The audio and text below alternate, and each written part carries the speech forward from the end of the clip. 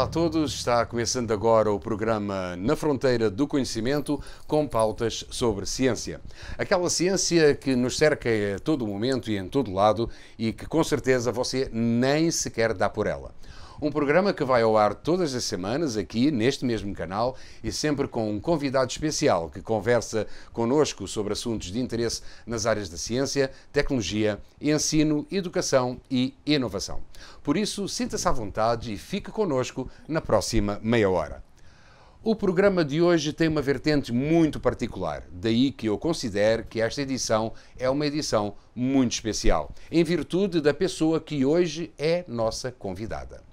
Ela nasceu em 21 de julho de 1931, em Pederneiras, no interior do estado de São Paulo, e aos 10 anos de idade mudou-se junto com a sua família para a cidade do Rio de Janeiro. Aí cursou o clássico no Colégio Melo e Sousa, uma escola particular, tradicional, e em 1953 graduou-se em Química pela Faculdade Nacional da Filosofia da Universidade do Brasil, hoje a tão famosa e prestigiada Universidade Federal do Rio de Janeiro. No ano seguinte, obteve o título de bacharel em Física pela Universidade do Estado da Guanabara, que hoje é a Universidade do Estado do Rio de Janeiro. Em 1956, ela e seu marido decidiram trocar a cidade maravilhosa por uma pequena cidade localizada no interior do estado de São Paulo, que tinha e tem o nome de São Carlos, onde foi contratada como professora assistente pela Escola de Engenharia de São Carlos, na época a única unidade da Universidade de São Paulo na cidade. Seu interesse pela cristalografia a levou a fazer um estágio de pesquisa no Laboratório de Cristalografia da Universidade de Pittsburgh, no estado de Pensilvânia, nos Estados Unidos, entre 1959 e 1960, tendo posteriormente defendido o seu doutorado em 1963 na Escola de Engenharia de São Carlos. Após se doutorar, foi pesquisadora na Universidade de Princeton, também nos Estados Unidos, em 1966, e professora visitante no Instituto Politécnico Nacional do México, em 1967. Já na década de 60, seus trabalhos em cristalografia, pioneiros no Brasil, originaram o grupo de cristalografia do Instituto de Física e Química de São Carlos, da Universidade de São Paulo. O contacto com cristalógrafos do exterior durante seus vários estágios como professora visitante incentivou-a a fundar, junto com outros pesquisadores, a Sociedade Brasileira de Cristalografia em 29 de outubro de 1971. Foi presidente desta entidade em diversas ocasiões, mesmo depois de sua aposentadoria. Em 1971, obteve o título de livre-docente pela Escola de Engenharia de São Carlos. Atuou ainda como professora visitante na Harvard Medical School, nos Estados Unidos, de 1972 a 1973, e no Birkbeck College da Universidade de Londres, entre 1979 e 1980. Foi professora titular do Instituto de Física e Química de São Carlos, a partir de 1981, e quando, em 1994, esta unidade foi dividida nos Institutos de Física e de Química, a nossa convidada permaneceu no primeiro até a sua aposentadoria compulsória, ocorrida no ano de 2001. No entanto, ela nunca se desligou das atividades de pesquisa e ensino. Ela é membro titular da Academia Brasileira de Ciências desde 2001, foi agraciada com dezenas de prémios e títulos, entre os quais eu gostaria de destacar o da Ordem Nacional do Mérito Científico, na classe Gran Cruz, concedido em 1998 pelo então Presidente da República, Fernando Henrique Cardoso. Mais recentemente, em 2013, a nossa convidada foi homenageada com o título de pesquisadora emérita do CNPq. Nossa convidada dedica-se também à difusão científica, coordenando desde 2001 um grupo de trabalho no Instituto de Estudos Avançados da Universidade de São Paulo, além de uma agência de difusão científica no portal Ciência Web. Este é apenas um breve resumo da carreira de nossa convidada de hoje, cujas informações foram compiladas de um documento elaborado pela professora Ana Cândida Martins Rodrigues, docente da Universidade Federal de São Carlos, a UFSCar.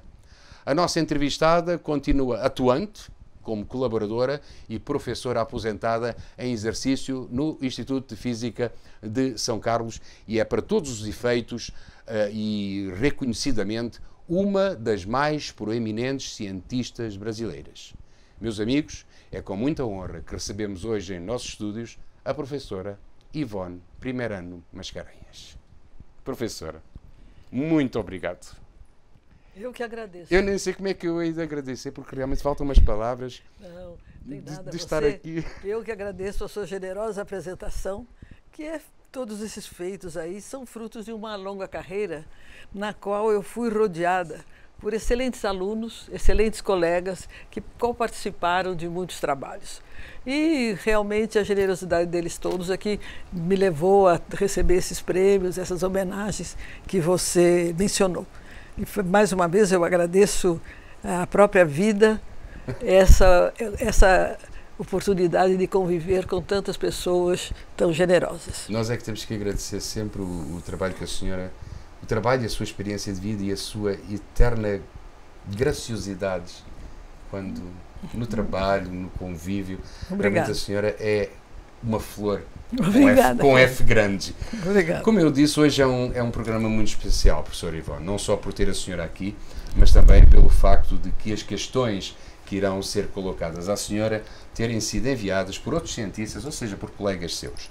Contudo, antes de apresentar essas questões, eu gostaria de fazer uma pergunta, agora é a minha pergunta, é a única pergunta que eu vou fazer à senhora, que é assim: o que é que levou a senhora e o seu marido, o professor Sérgio Mascarenhas, a trocar o Rio de Janeiro pela cidade de São Carlos, que em meados da década de 1950 era uma cidade que não tinha nada, só tinha mato.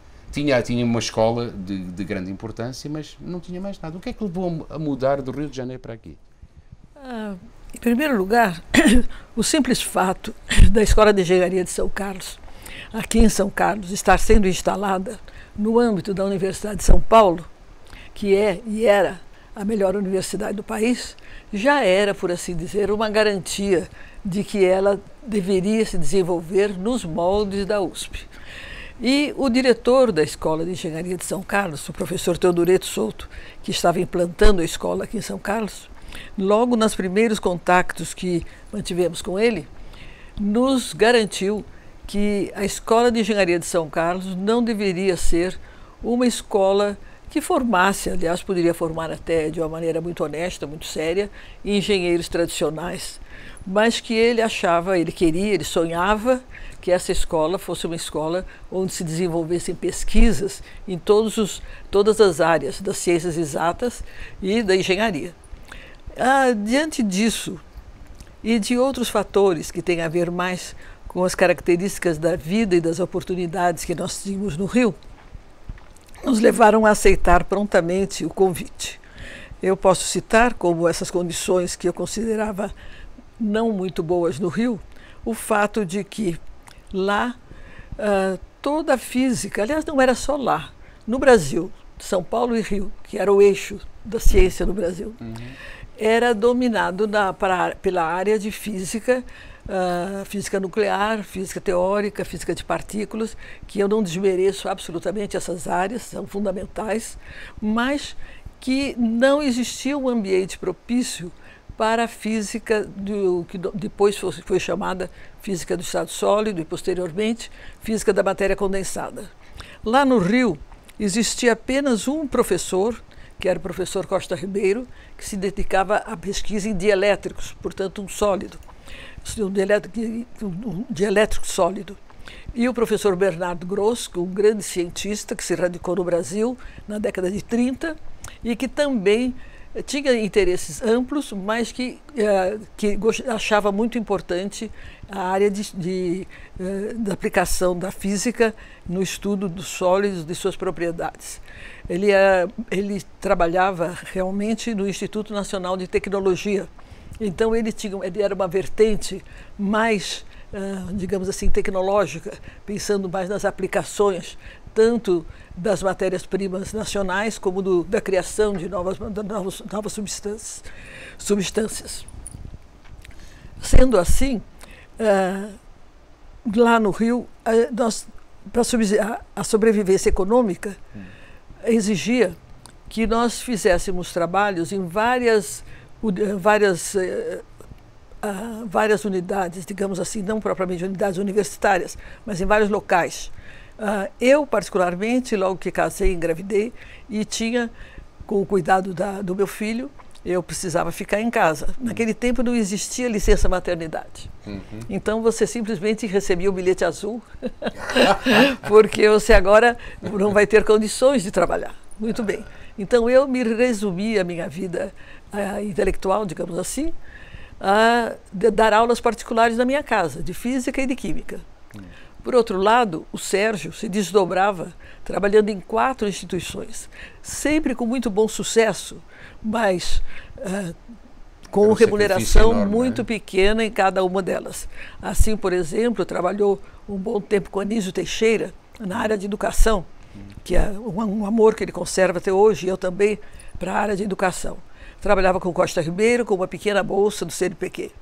Trabalhava no Colégio Hebreu Brasileiro, onde dava aulas para o curso que naquele tempo chamava-se curso científico.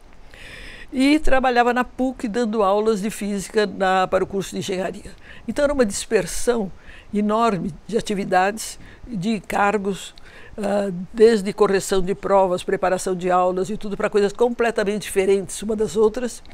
E isso desgastava muito.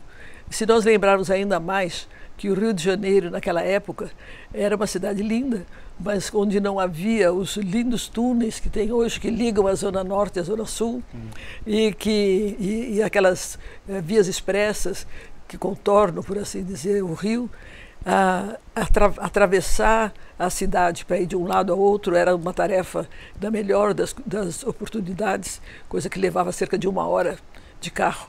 Então, era uma vida com muito sacrifício. Além disso, como eu já disse, o prestígio maior era dado numa área que não era nossa.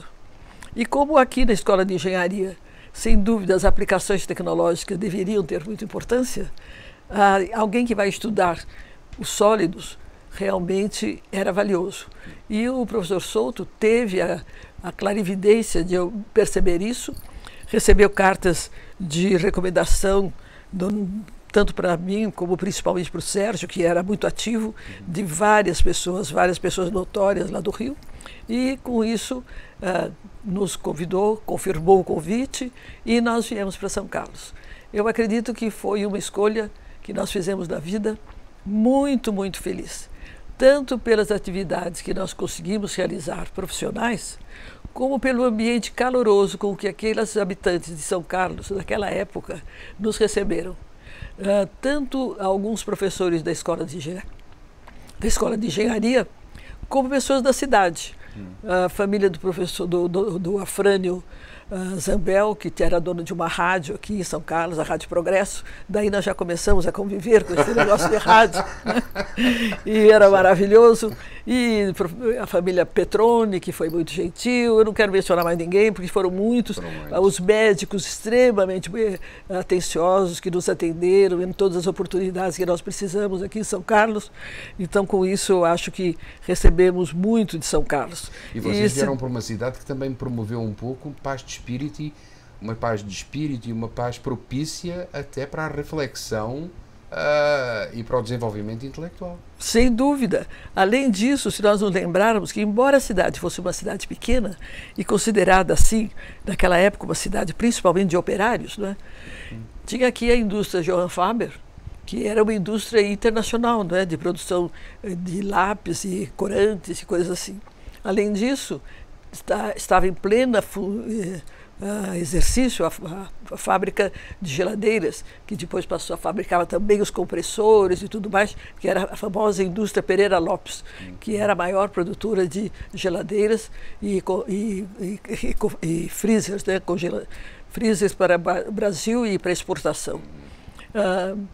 Havia também uma fábrica de tapetes, que não parece nada, mas fabricar tapetes é uma coisa muito tecnológica, se você for pensar em todos os detalhes que envolve as fibras, ou a escolha dos corantes. Era uma companhia alemã. Então, realmente, até que o ambiente aqui tinha um certo cosmopolitismo, nesse sentido de que as empresas eram a única empresa verdadeiramente nacional era a empresa do professor Ernesto, doutor Ernesto Pereira Lopes. As outras eram empresas alemãs ou austríacas, e com participantes principalmente dessa área, Alemanha e Áustria, que nos receberam também muitíssimo bem, com quem nós fizemos grandes contatos, grandes amizades. Então, enfim, foi muito proveitoso. Foi muito proveitoso. Foi feliz. Muito bem, professor Ivone Mascarenhas. Vamos então começar com o nosso lote de questões que foram enviadas exatamente pelos seus colegas, pelos cientistas. Começando exatamente, vamos começar pela primeira pergunta que nos foi enviada. Ela foi-nos enviada uma personalidade bastante desconhecida de todos nós, principalmente a professora Ivone, que é o professor Sérgio Mascarenhas, e a pergunta do professor Sérgio é a seguinte: fale sobre suas lembranças de encontros com ganhadores do Prémio Nobel, como Hodgkin, Lipscomb, Jonach e outros grandes cientistas. Muito bem. Na realidade, Sérgio, eu conheci essas pessoas antes delas ganharem o Prêmio Nobel, exceto um único caso, que foi da Dorothy Hodgkins. A Dorothy, eu fui participar de um congresso no Japão, da União Internacional de Cristalografia. E lá, naturalmente, estava participando a Dorothy Hodgkins. E eu acredito que, por eu ser uma mulher e latino-americana ainda por cima, ela teve curiosidade de assistir a minha apresentação. Não foi propriamente, talvez, pelo grande impacto do trabalho que eu tinha feito. Foi mais um interesse dela em ver o que é que eu estava fazendo no Brasil. E, com isso, ela apareceu na minha sessão, em que eu apresentei o trabalho, me fez algumas perguntas, e dali nós começamos a conversar depois da apresentação do trabalho. E por várias outras oportunidades, ela sempre foi extremamente cordial comigo, mesmo quando veio ao Brasil, que eu nem sabia que ela vinha ao Brasil. Um belo dia eu recebo um telefonema de Dorothy Hodgkins em Campinas, comunicando que estava lá para participar de uma reunião e que gostaria de me ver. Claro, eu fui, levei alguns alunos para conhecê-la, e foi uma coisa maravilhosa. O próprio Lipscomb, que você mencionou, ele também ainda não tinha ganho o Prêmio Nobel, né? E eu, quando queria começar a lidar com alguma coisa de proteínas, eu conhecia já o Lipscomb, porque ele já tinha publicado estrutura de proteínas. E com isso eu mandei uma carta para ele e uma carta para uma outra pesquisadora também em Boston, lá em outra universidade, que não era Harvard. E aquela senhora, ela me respondeu com uma série de exigências, o que eu sabia disso, daquilo e tal.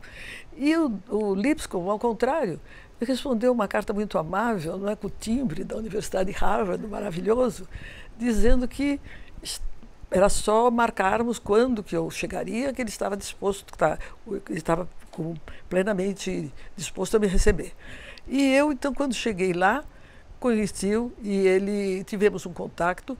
Eu não digo que foi um contato muito íntimo, porque eu trabalhei arduamente tentando estabelecer a estrutura da enzima que ele tinha resolvido, inibida por uma série de inibidores. Mas foi mal sucedido. O que é que eu posso fazer? Os inibidores não ligaram no centro ativo. Eu trabalhei muito, mas todas as respostas com aqueles inibidores que eles tinham lá não davam certo. Mas, por outro lado, eu fiz uma experimentação com como se trabalha com proteínas. Naquele tempo, realmente era um trabalho bastante árduo, porque as tecnologias não são como as de hoje. Mas nada a reclamar, ganhei a experiência, né? Depois dele, qual é a sua pergunta mesmo? Jonach. Era Jonas. Isso.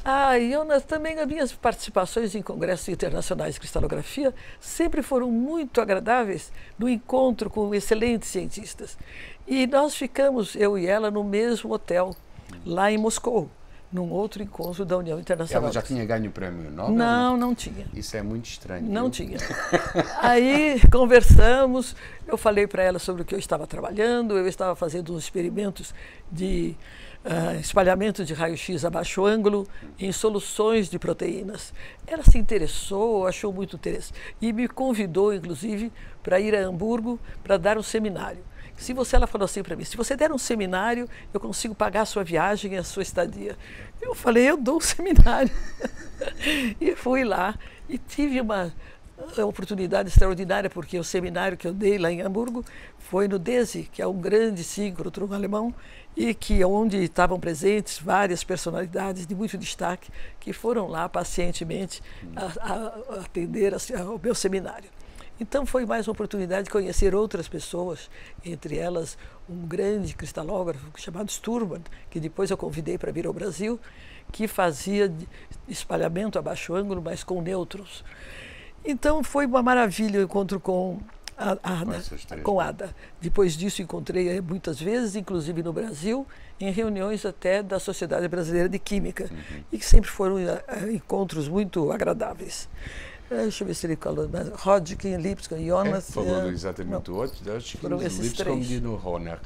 O professor Sérgio Mascarenhas, entretanto, coloca uma outra questão que vamos passar aqui, que é a seguinte: conte a história da vinda do primeiro computador para São Carlos e como ele influenciou na Escola de Engenharia, no Instituto de Ciências Matemáticas e de Computação e no Instituto de Física de São Carlos. Realmente, nós, do nosso departamento de Física da Escola de Engenharia, tínhamos necessidade de computador.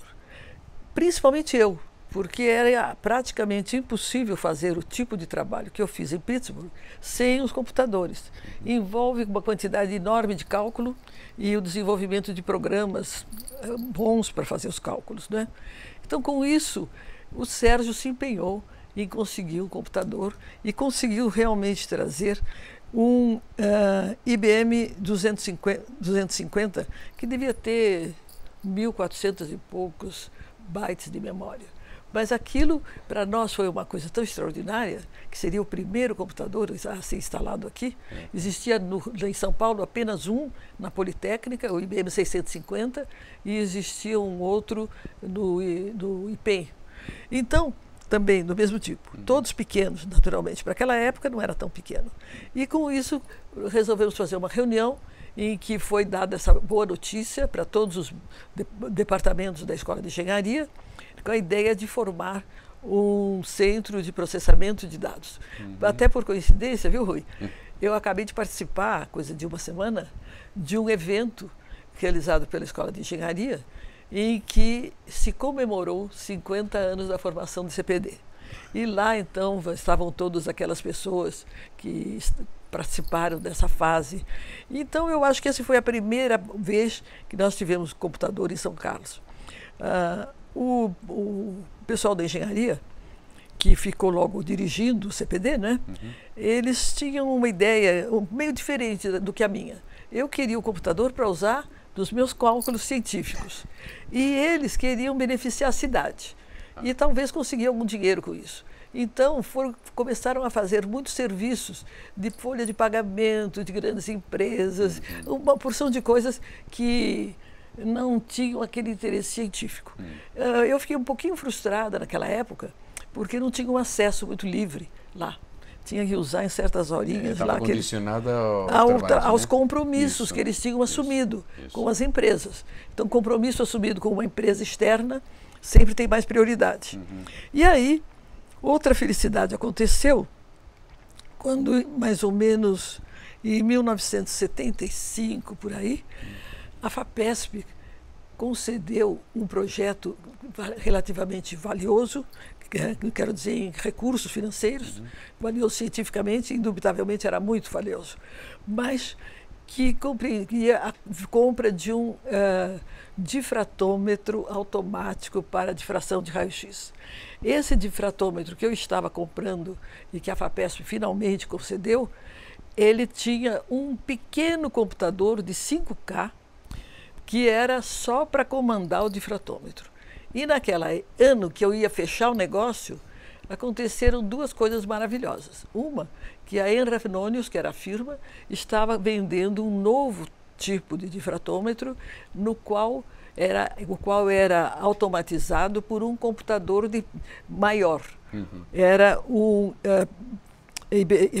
PDP-11 com 128K de memória. Nossa Senhora, espetacular.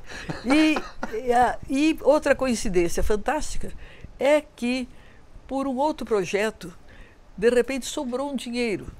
Então, eu comprei o computador, que estava financiado para ser comprado com um PDP-8, que era PDP-8K, né? E o PDP-11, que chegou e que teve dois benefícios. Um, me forneceu, dá um equipamento maravilhoso em que eu podia realizar as medidas e também os cálculos. Pela outra concepção, eu teria que realizar as medidas, tirar todos os dados em cartões e levar para algum computador grande para poder fazer os cálculos. Com essa solução, ficou tudo ali mesmo. Então, foi uma solução maravilhosa. E que teve uma grande vantagem, que foi encantar vários cristalógrafos que resolveram aceitar convite para ser. A senhora envenenou eles, né? Não, eu não encantei. A máquina encantou. Encantou o professor Castelhano, encantou o Júlio Zuckerman, encantou várias outras pessoas lá da Argentina que vinham periodicamente colher dados, alguns do Chile também. Então, ele teve essa grande vantagem de começar realmente a constituir um grupo de pesquisa que podia fazer pesquisa em cristalografia praticamente a nível internacional, com bons pesquisadores, tanto o Castelhano como o saudoso Jean Lechat, que era uma pessoa maravilhosa, e outros professores da química, como a Regina Santos, a Maria Teresa Gambardella, enfim, vários outros que faziam parte do nosso grupo. Então, essa história de como conseguimos trazer os computadores beneficiou, na primeira parte, uma atividade que muita escola de engenharia gosta de ter, que é esse contato com o exterior, interação, né? Universidade com as empresas. E outra, a segunda fase, que custou um pouco mais de tempo, mas que chegou em 76, foi de instrumentar tanto o grupo de cristalografia como os demais grupos do Instituto de Física, do atual Instituto de Física, né, para fazerem cálculos de seu interesse. Que bom. Foi isso que aconteceu. Foi isso que aconteceu. Vamos então agora passar para a próxima pergunta. Vamos ver quem é que formula a próxima pergunta. É o Glaucio. Professor Glaucio Oliva, ex-presidente do CNPq. A questão dele é a seguinte. Como surgiu a sua fascinação por desvendar a estrutura da matéria utilizando os raios-x? Olha, eu posso dizer, Glaucio, que de fato não foi uma transição de fase assim de primeira ordem, de repente eu fiquei entusiasmada. Não foi assim. Foi uma coisa muito gradual. Por exemplo, quando eu estava fazendo meu curso de graduação em Química, eu tive aula com um professor magnífico, professor Elisiário Távora, muito jovem naquela época, que tinha recém-chegado do MIT, onde ele tinha feito um belíssimo doutorado sob orientação de um grande cristalógrafo, o Martin Burger. Então, ele nos deu um curso em que, além de toda aquela parte de simetria e ótica geométrica, ótica que já eram tradicionais, principalmente para os mineralogistas, ele nos mostrou como, medindo os feixes difratados por raio-x, pelos cristais, né, ele poderia calcular a densidade eletrônica do material. E onde a densidade eletrônica do material é muito grande, é onde o átomo está localizado. Eu achei isso realmente uma coisa incrível, porque eu nunca tinha visto você pegar dados experimentais que você mede e, de repente, fazer uma coisa que é uma imagem, né? Isso, até hoje, ainda é uma coisa encantadora, que se faz hoje em dia com o NMR, com milhões de outras coisas, mas que ainda encanta muita gente. Mas, enfim, o meu problema não era tanto de fazer cristalografia. Até que chegamos em São Carlos. Olha como foi bom vir para São Carlos. Nós chegamos em São Carlos e tinha tido aqui um professor, Devambé, um francês, que tinha comprado um gerador de raio-x para uso médico. Por quê? Ele queria grande intensidade de raio-x. E com isso, Mas ele até que conseguiu comprar a fonte de raio-x e receber a fonte e tudo mais, acabou o contrato dele, ele não estava disposto a ficar definitivamente em São Carlos, então ele foi embora. E sobrou lá no porão de onde hoje é a CDCC, aquela unidade de raio-x médica. O Sérgio, como sempre, muito convincente, convenceu a Philips a trocar aquele aparelho, aquela fonte de raio-x médica, para uma fonte de raio-x adequada à difração de raio-x. Fez isso porque, em primeiro lugar, nós não tínhamos nenhuma finalidade para aquela raio-x médico.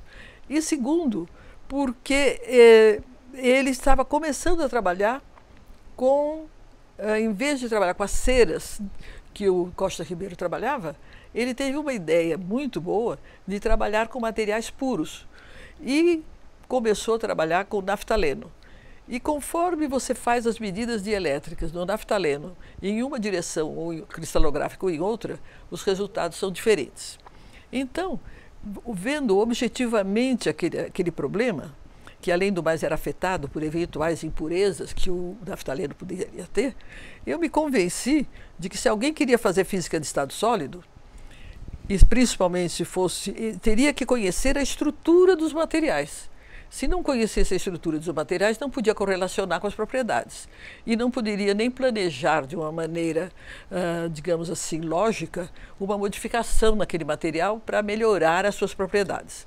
E aí, nessa época, eu decidi que, da minha parte, eu iria fazer uma transição aí para a área de cristalografia.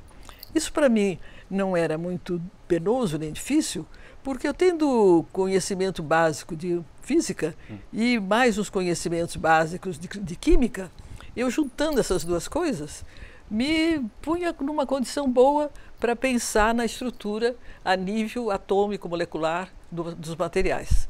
Então, quando fui para os Estados Unidos, em 59, né, a ideia foi mesmo de trabalhar em cristalografia. Mas como eu já tinha percebido que a influência de defeitos nos sólidos era muito importante, eu falei com o Smoluchowski, que era o nosso parceiro lá em Pittsburgh, que eu gostaria de trabalhar num grupo que fizesse análise de defeitos. Eu já tinha estudado um pouco aqui sobre defeitos em sólidos. Quando eu cheguei lá, infelizmente, o grupo que o Smoluchowski me encaminhou não me satisfez. E, por mais uma vez, uma feliz coincidência, encontrei lá dois amigos que eu até hoje prezo muitíssimo, que era o casal Hamburger, o Ernesto Hamburger e a Amélia, que infelizmente já nos deixou. E eles, então, é que me disseram: "Oi, Ivone, você está totalmente enganada. Cristalografia não é no Carnegie Tech. Cristalografia é na Universidade de Pittsburgh, no grupo do professor Jeffrey." E nós, eu e o Sérgio, fomos lá contar as nossas decepções que tínhamos lá no Carnegie Tech, e o Jeffrey acabou me aceitando dentro do grupo dele, e ali de uma maneira totalmente, como eu posso dizer, sem nenhuma base, digamos, lógica de ficar estudando sistematicamente uma coisa depois da outra, eles já me puseram no fogo, né? Pegaram uma substância cristalina lá, que eles queriam determinar a estrutura, mostraram: aquilo ali é uma câmara de Weissenberg, vamos montar um cristal ali, vamos começar a fazer a estrutura. Eu não sabia nem o que era câmara, não conhecia quase nada. Mas, como eu acho que a gente aprende muito mais por contato do que por leitura, eu tive uma sorte enorme, que tinha ali um professor, um senhor, que estava fazendo doutoramento, mas que já era uma pessoa de meia idade. E com ele tive longas conversas e explicações, e acabei tendo uma formação assim, ao correr do tempo, junto com esse colega que me ajudou muito. Então, com isso, eu fui cada vez me convencendo mais de que não só para os físicos, mas também para os químicos, para os farmacologistas, para os mineralogistas, para os cientistas de materiais, para toda essa gente, enquanto eles não souberem a estrutura, eles vão dando tiro no escuro para poder melhorar as qualidades dos seus produtos. E com isso, até hoje, continuo fiel à cristalografia. Muito bem. Vamos à próxima questão.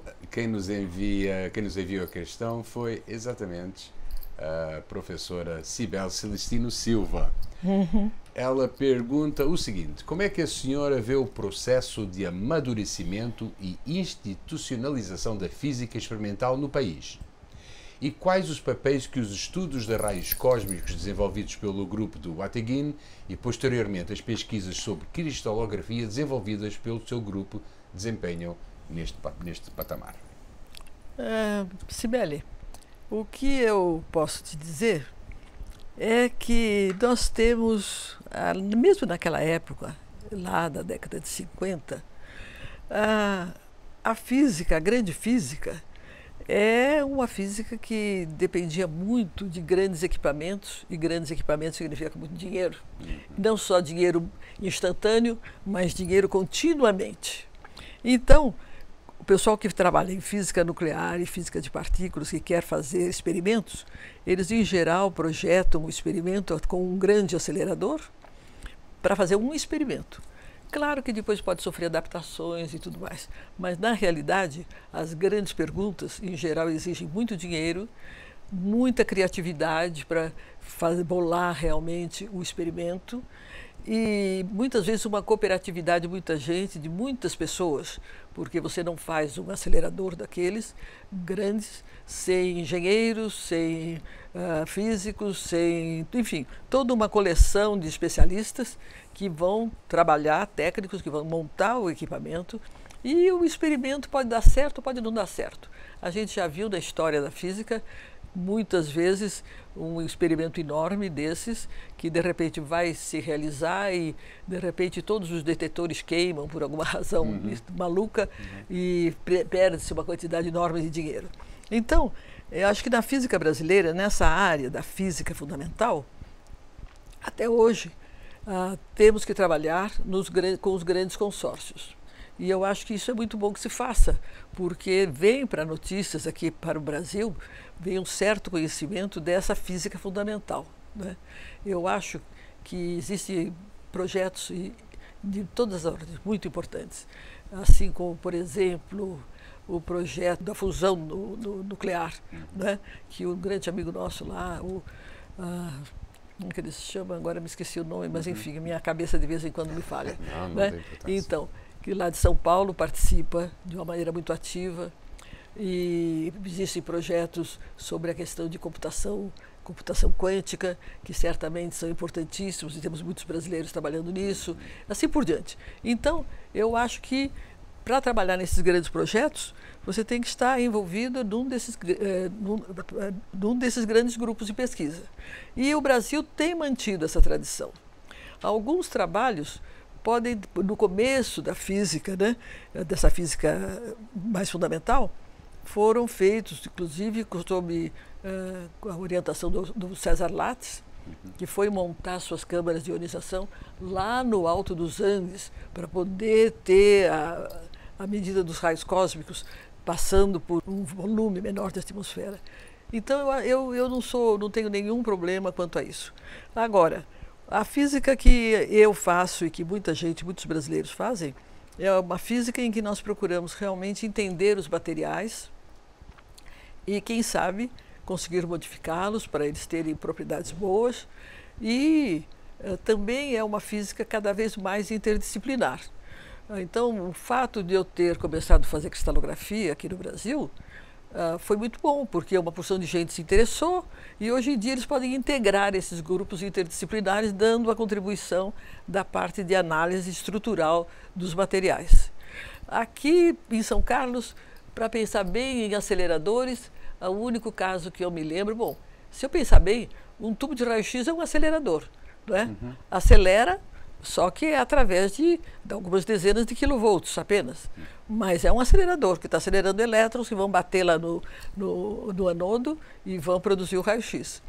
Mas tivemos uma época um pequeno acelerador que foi construído por um especialista, se não me engano, não sei se ele era da Marinha ou do Exército, e que servia para bombardear cristais e ver o que acontecia com os defeitos criados por esse bombardeio. Isso daí estava instalado ainda quando... Eu acho que chegou a ser instalado aqui na física, aqui no Campus 1. Mas que eu me lembre assim de acelerador em São Carlos, só esse pequeno acelerador, que gradualmente foi desmontado e hoje em dia já nem existe mais. Mas então eu vejo que todas as tecnologias que nós usamos, não é, para caracterizar materiais e tentar entender as suas propriedades, não só as difratométricas, mas também as espectroscópicas, são extremamente importantes. E outro caso, por exemplo, que você pode ver em que nós temos um acelerador no Brasil, é o acelerador de elétrons do síncrotron. Mas, obviamente, aquilo ali é feito para gerar radiação, não propriamente para fazer pesquisas de física nuclear. Não é? Talvez até alguém possa inventar alguma pesquisa para fazer ali, mas como é aquela energia que nós temos ali, todas as coisas mais importantes já foram feitas. Então, aquilo é mesmo um grande acelerador. Agora vamos ter o próximo que está em construção, o Sirius, né? Que, se Deus quiser, vai conseguir chegar ao fim. Está programado para 2018. Está programado para... Eu acho que se funcionar em 2020, eu acho que já vai ser uma maravilha. Já vai estar de bom tamanho, não é? Já vai estar de muito bom tamanho. Mas vamos torcer para que seja realmente em 2018. Isso mesmo. É um grande projeto nacional. Isso mesmo. É um projeto maravilhoso. Muito bem. Vamos então passar para a próxima questão. Estamos a aproximar do intervalo, mas vamos à próxima questão, que ela foi-nos enviada exatamente por mais um colega da professora Ivone, o conhecido professor Vanderlei Salvador Banhato. A primeira questão dele diz o seguinte: como era ser cientista mulher no começo da década de 70? E agora? Bom, olha, Vanderlei, na realidade, se você perguntar como era para mim, né, eu não sei como era para os outros, mas eu entrei, você sabe muito bem, num curso de Química. E a Química já está invadida por mulheres há bastante tempo. Isso. Então, eu acho que todas as minhas colegas não tiveram nenhum problema, nem para estudar, nem para se formar, nem para arrumar emprego. Então, a minha resposta é que nessa área de Química, eu acredito que não há grandes problemas. O que se diz é que muitas mulheres, quando vão trabalhar na indústria, elas têm sempre um tratamento diferencial em relação ao salário. Mas eu não tenho estatísticas para te garantir isso. Pode ser que tenha, pode ser que não tenha, não sei. Acho que talvez tenha mesmo. E existe, naturalmente, uma série de circunstâncias em que a mulher deixa a empresa na mão, digamos assim, né? Se ela é jovem ainda, casa, né? Aí pergunto para ela: você pretende ter filhos? Não é? Mas isso é em termos atuais, não é? Estamos já falando nos tempos atuais.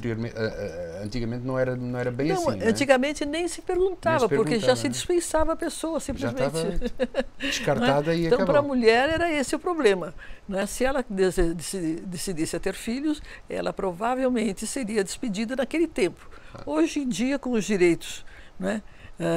Direitos trabalhistas, as mulheres estão mais protegidas.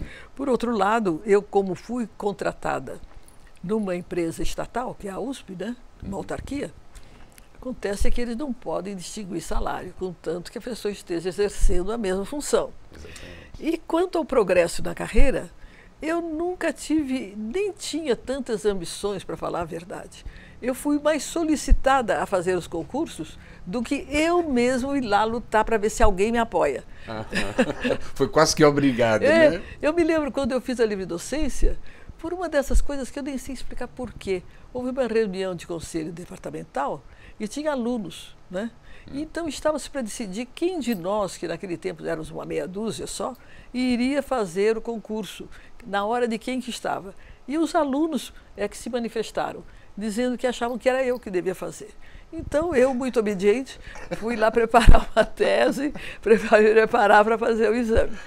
Não é verdade? Então, foi isso que aconteceu. E assim por diante. Muito bem. A segunda, estamos quase a ir para intervalo, mas antes de ir, vamos à segunda pergunta formulada pelo professor Vanderlei. Se tivesse que privilegiar género ou competência, qual é que a senhora escolheria? Você esqueceu de colocar uma questão.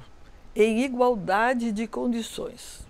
Se eu encontrar alguém, se eu estiver numa banca e eu estiver tendo que votar em alguém, né? Por exemplo, na Academia Brasileira de Ciências ou em qualquer instituição, sociedade científica, não sei o quê, se tem alguma mulher postulando e ela tem exatamente o mesmo gabarito que um homem, a minha tendência atual é prestigiar a mulher. Por quê? É preciso aumentar o coeficiente de mulheres em todas essas instituições. Muito bem.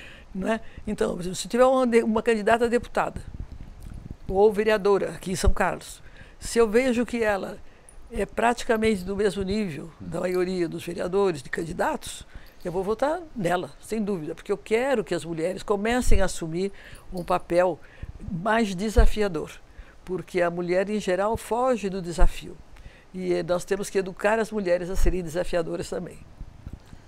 Pronto, está aqui o recado para o público feminino.